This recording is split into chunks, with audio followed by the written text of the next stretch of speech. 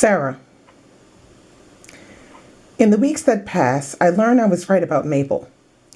She's a hard and bitter woman. I reckon it's our sour thing for her to be yes mamming and no mamming her half-sister all day long. And I hear she left a daughter back at Mrs. Daddy's plantation. But we all got a story. I'm the only slave sleeping in the big house.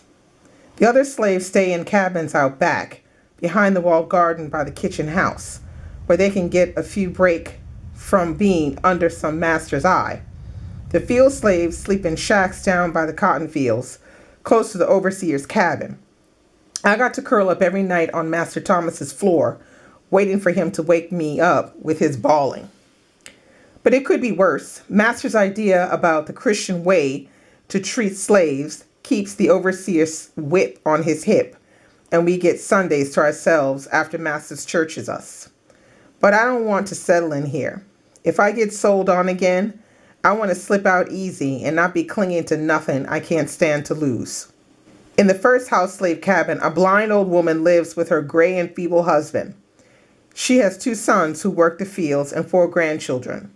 Even without her sight, she walks the plantation sure-footed, like she's rooted here, like the belonging goes both ways.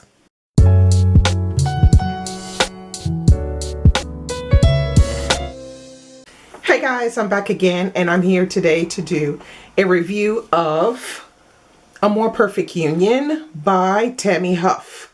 Now, this was the Read So Lit Read Along book for the month of February for Black History Month, and it was extremely good. This book is also a slave narrative. As you know, the last review I did was also of a slave narrative, which is Yellow Wife.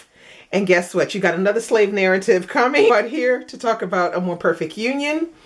This is Tammy Huff's debut novel, and it is set in, I think it's 1848. And we have the main character, Henry, who is Irish. He's in Ireland, and he's basically starving, potato famine, and all the rest. So he decides to leave Ireland to venture to America to live a better life. Fast forward 1848, we have Sarah. She's a slave.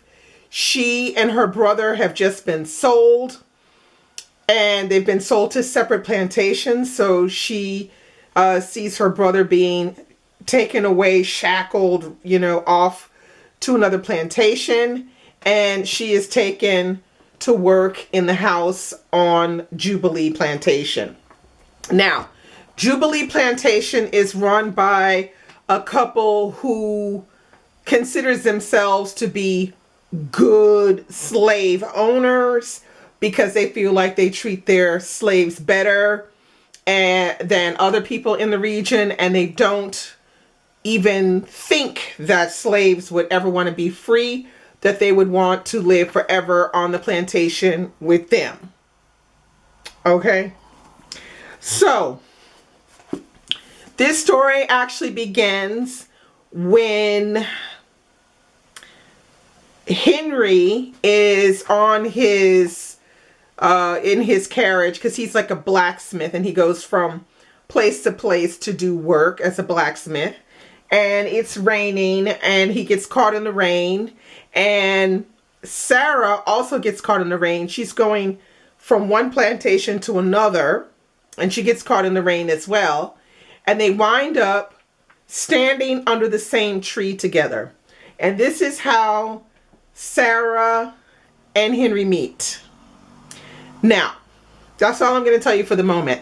So as you can tell, this is sort of a love story set in the middle of a plantation.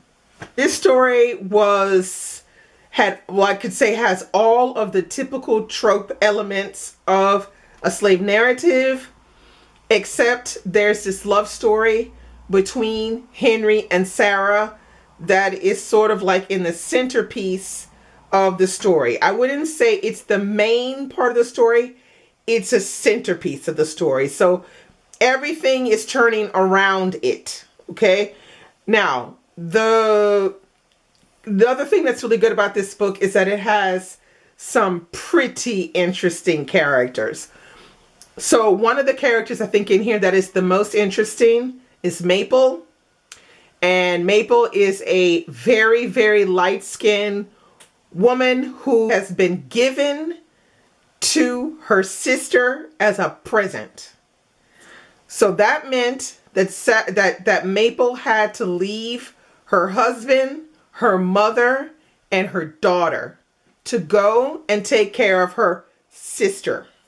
So that means that Maple has the same father as the woman that she's taking care of. And this is one of the reasons why she has the white skin that she has. The white skin, which is so white, she could almost be mistaken for a white woman and looks a lot like her sister. So this book is a very engrossing one. Once you start, you get sucked into the pages and it's hard to stop. It is not a very long book, but it is a very engrossing book and makes you think about a lot of different aspects of slavery. There is like a little microcosm of community on this plantation, and it's through the various different characters that we learn more about people's motivations of living, that is, living through this time of slavery. And wow, it's torturing to the mind. The psychological torture is probably in some cases even worse sometimes, because it's almost like the last thing that you have left is your psyche, you know, what you think in your mind, and you see how they get abused through various different ways. And we follow Maple, who is very, very angry because of her position. So we see and understand why she is the way she is, and our heart bleeds for her, literally. It would be nice to see a second book with Maple so we could hear all about her and what happens to her. But this one is about Sarah and Henry getting together with their two different circumstances.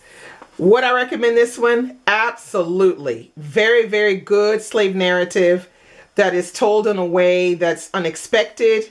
That you must remember that this is based off of the author's great-great-grandparents. Now, she, of course, has filled in lots of blanks in places, but her great-great-grandmother was Sarah, and her great-great-grandfather was Henry from Ireland. So, yeah, so that's all I have to tell you about this book. I highly recommend it, and yeah, that's all I have for today. Bye.